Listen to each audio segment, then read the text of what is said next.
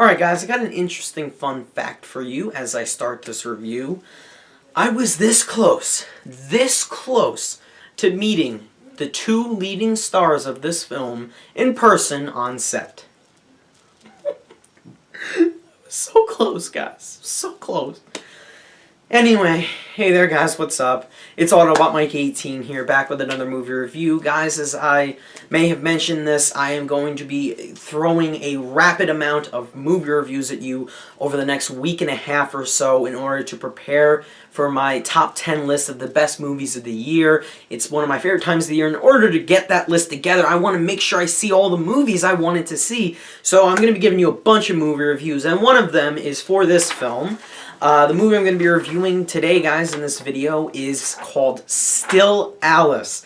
Now, Still Alice is directed by Richard Glatzer and I can't remember his name. Westmoreland. There we go. It's a co-directing team. And Still Alice has been getting a lot of rave reviews and a lot of buzz concerning, especially concerning Julianne Moore's leading performance as as the leading character in the film. People are even saying she's not only going to get nominated for the Oscar, but she's also going to win Best Actress this year. So, of course, naturally, I got excited to see Still Alice. And again, as I said earlier in the intro, guys, that little fun fact is actually true. Part of this movie was filming back in March, and one of the opening scenes of the film between the two leading stars, Julianne Moore and Kristen Stewart, who play mother and daughter in the film, they were shooting the scene in a restaurant, a Mexican restaurant, about 6 minutes away from my house. So that day they were shooting in March, I actually went down there and I saw all the film trucks. All the film crew had their trucks outside. There was a lot of equipment. There were a few of those director chairs, all those. I saw some of the equipment outside. I was this close to seeing Julianne Moore and Kristen Stewart themselves. And the reason why I knew they were both down there was because everybody was tweeting about it and all that. Everyone who lived in my area. And my mom herself, who was out earlier in the day, saw Julianne Moore walking on the street, going across the street to that restaurant. And then we came back there, but I didn't get to see them myself. So, pretty fun fact. It was interesting how they shot that opening scene so close to my house. Anyway, guys, getting into Still Alice itself, I have a lot of interesting things to talk about this movie. That, just because I saw them filming that scene wasn't the only reason why I wanted to watch the movie. I also had another reason, which I'll get into. But getting into my thoughts, or getting into the plot summary of Still Alice. Still Alice stars Julianne Moore, who plays Alice Howlett, I believe her name is. She is a linguistics professor at Columbia University.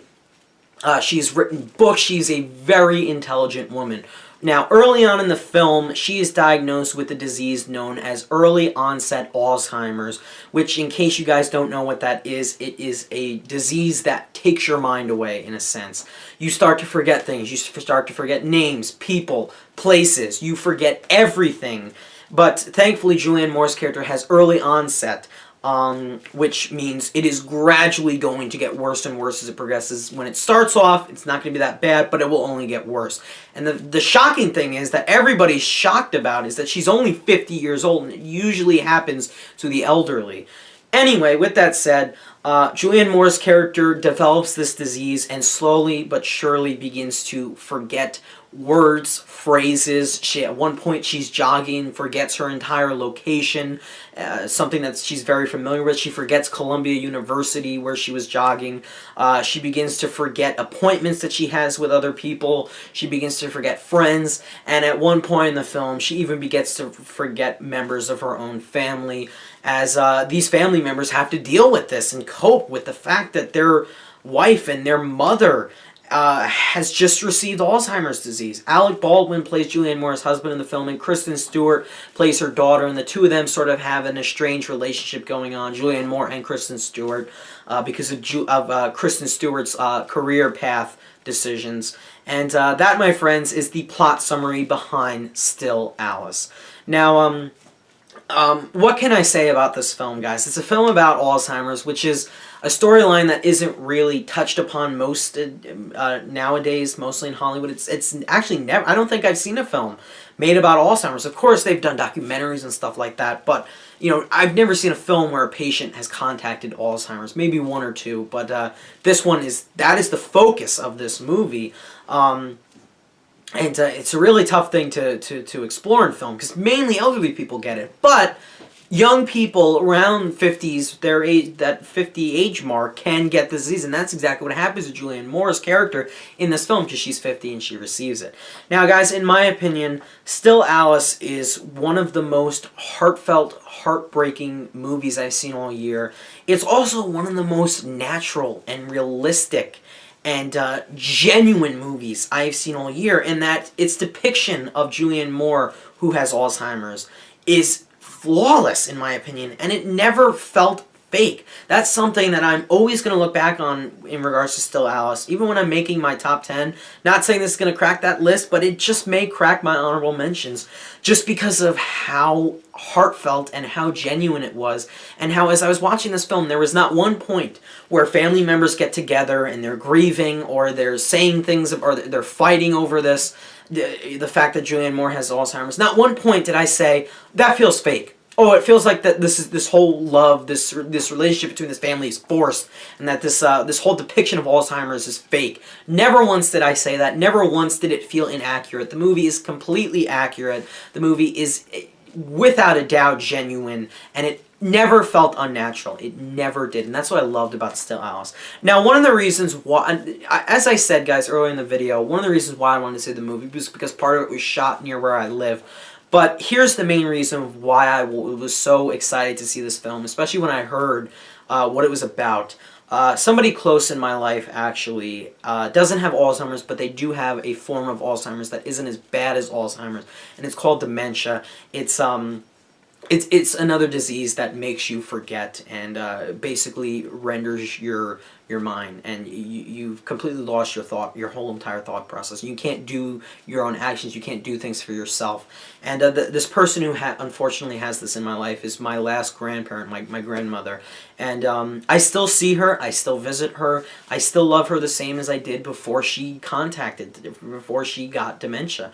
And even though she doesn't remember, she doesn't know my name, she knows me by my face, she knows my entire family by our faces, she always smiles when I come to visit her, but she doesn't know how to speak coherently, she doesn't know how to eat by herself, she doesn't know how to change by herself, she has to be cared by people. And without going too far into that, at first when, she first started developing this, I mean, it was definitely hard on me and my family. And although it's not Alzheimer's, dementia is a form of Alzheimer's, even though it's not as bad. And that's one reason why I really, really connected with this film. And just, it made me say to myself, yeah, that is what family members go through when their loved one has Alzheimer's, It's tough. It's really sad. There's a scene where Alec Baldwin just completely breaks down. I've never seen Alec Baldwin like this before in a movie. He's always overly serious and stoic most of the time. Always has a serious disposition on his face. He just breaks down in Kristen Stewart's arms, and I was like, yeah, that's what happens when your loved ones have this disease. It sucks. It really sucks, but it happens. So that is one reason why I was looking forward to Still Alice. And man, oh man, did they accurately depict this movie to the tops. All right. Now, getting into my thoughts on the cast.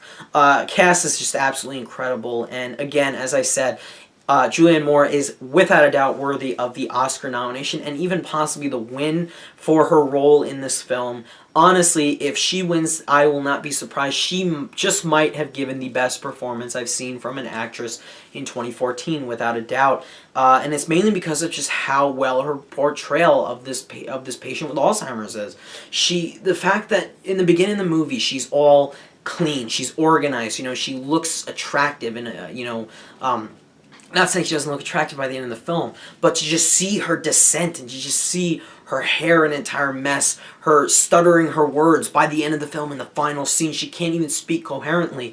Just to see that digression of this disease and to just see her it take over her, I honestly felt like I was watching Julianne Moore, and it felt like she had contracted Alzheimer's disease by the time this film ended. That is how accurate her portrayal was. She gave such a natural, genuine performance, just like this movie is itself. And I almost broke for her several times where she is just crying, or when she's getting emotional. It just hit me. She made me feel certain things in this movie that just really made me connect with her family, and this entire film. Julianne Moore is incredible in this movie. One of the best performances I've seen of her career, without a doubt, by far. Kristen Stewart plays her daughter, and as I said, they have sort of a strained relationship going on in the film. I definitely bought into Kristen Stewart. Although I felt she needed another scene or two in the movie, she was really, really good. Alec Baldwin was also very, very good in this movie. And of course, Kate Bosworth, who plays another daughter of Julianne Moore, was also pretty good in the movie. But the cast was great. I really I bought into them. I thought they accurately portrayed the family members. The cast who played the family members accurately portrayed a family dealing with a loved one who has been submerged to Alzheimer's. And Julianne Moore was just incredible. Now, all that taken into account, guys, this was almost a near flawless film. I had but 2 flaws with this film. But again, Still Alice is heartbreaking. It's heartfelt. It's emotional. It's genuine. It's accurate. It is all of those things wrapped into one with a great screenplay. Really touching scenes, a very well-directed film with a lot of interesting choices by the directors for the shots. Incredible performances with Julianne Moore carrying this movie. For all those reasons, I'm going to go high with my rating for Still Alice. I'm going to give this film a solid 9.25 out of 10, or an A-. I was going to go 9 out of 10 before I started this review. Then I started thinking about the movie, and I said to myself, you know what? No. This movie deserves it. I went 9.25 out of 10, or an A-. I would have gone higher, but I have but 2 flaws with the film that I would have liked to have seen improved. Other than that, this is a near-perfect movie, and it's definitely one of the better films I've seen this year, and it's definitely a film I'm going to recommend to everyone that they should definitely see it. Now, getting into the pros that I had of this movie, the things I loved about Still Alice, again, the performances are just on the top of their game. Julianne Moore is absolutely flawless in this film, definitely deserving of an Oscar nomination and possibly the win. Alec Baldwin, Kristen Stewart, all of them are incredible. The 2 directing co-team, Richard Glatzer and Westmoreland. I can never get that guy's name right. They did a good job, and there are a couple of shots that I actually really liked. There's about 2 long takes in the film. You know, not like over long, but like there's 2 long takes that went on for about, I don't know, about a whole minute, and that's pretty long if you ask me. Just shots of Julianne Moore. You need to convey this certain emotion through the shot and through the performance, and both paid off extremely well. I thought the directing was very well done, and one of the better parts of this film is definitely the script. Still Alice is not just a movie about a person who is suffering from Alzheimer's and trying to deal with this disease and make the best of their life with this disease. It's also a movie that says, listen, if you have a loved one that has Alzheimer's, never cast them away or cast them aside or give up on them just because their mind is different and they're acting differently. This is not who that person is. This person, you have to remember that person for who they once were and know that deep down they still are that person. It's just they have to act differently and do things differently because of the disease that has taken over their mind and essentially in the end will take over their entire body and prevent them from trying to do things. All those people who have to deal with that disease, they are still the same person, just with this disease. That was made perfectly clear throughout the film in one of the best scenes, probably the best scene of the film. I'll get into it. And also, it's a movie that really says a lot about family members sticking together in a time where one loved one falls down and is suffering with this disease. And it's saying that, you know what, you can't give up on your loved one just because they're dealing with Alzheimer's, living with Alzheimer's. You have to always stay with them, accept them for who they are, and help them through this process, even though they don't recognize you anymore. And that just spoke so real to me, because it's exactly what happens with me and my family and my grandmother who's dealing with dementia. And because of that, I connected very well with the script, and I just loved it. The writing was flawless, the dialogue was great. In the best scene in the film, in my opinion, Julianne Moore is giving this really, really important speech. And I almost broke down in tears in that scene. Julianne Moore herself started crying, and then you get a shot of her son who's watching. He starts crying, and I honestly wanted to just break down because of how powerful that scene was. It was so well acted, very well shot, and the sad and very emotional score that was playing in the background really hit me. I love that scene. One of the more memorable scenes I've had in a movie all year long. And the score itself, in general, getting back to the things I loved about the movie, was just incredible in my opinion, guys.